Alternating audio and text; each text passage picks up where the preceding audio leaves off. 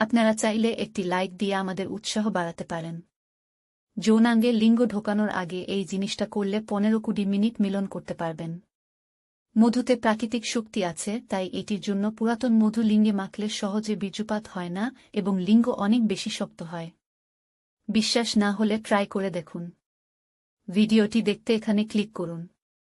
পুরুষাঙ্গ প্রতিদিন মধু দিয়ে মালিশ করলে পুরুষাঙ্গ শক্ত, মোটা হতে পারে। নিয়মিত স্বাস্থ্য টিপস পেতে আমাদের সাথে থাকুন।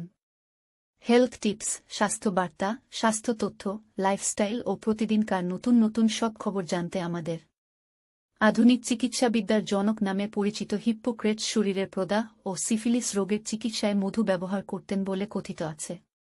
2000 বছর আগেও যখন চিকিৎসা বিজ্ঞান আজকের মতো এতটা উন্নত ছিল না, তখনও মানুষ জানত মধুর কী গুণ।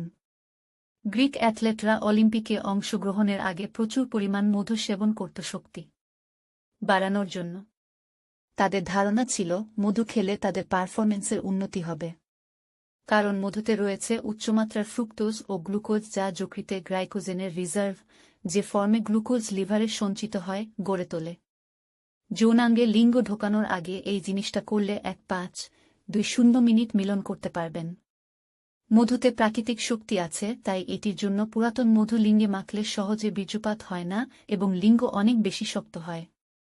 বিশ্বাস না হলে ট্রাই করে দেখুন। ভিডিওটি দেখতে এখানে ক্লিক করুন। পুরুষাঙ্গ প্রতিদিন মধু দিয়ে মালিশ করলে পুরুষাঙ্গ শক্ত, মোটা হতে পারে। নিয়মিত স্বাস্থ্য টিপস পেতে আমাদের সাথে থাকুন। হেলথ টিপস, স্বাস্থ্য বার্তা, স্বাস্থ্য তথ্য, লাইফস্টাইল ও প্রতিদিনকার নতুন নতুন সব খবর জানতে আমাদের আধুনিক চিকিৎসাবিদ্যার জনক নামে পরিচিত হিপ্পোক্রেটস শরীরের প্রদাহ ও সিফিলিস রোগের চিকিৎসায় মধু ব্যবহার করতেন বলে কথিত আছে। 2000 বছর আগেও যখন চিকিৎসা বিজ্ঞান আজকের মতো এতটা উন্নত ছিল না, তখনও মানুষ জানত মধুর কী গুণ। গ্রিক অ্যাথলেটরা অলিম্পিকে অংশগ্রহণের আগে প্রচুর পরিমাণ মধু সেবন করত শক্তি বাড়ানোর জন্য। তাদের ধারণা ছিল মধু খেলে তাদের পারফরম্যান্সের উন্নতি হবে।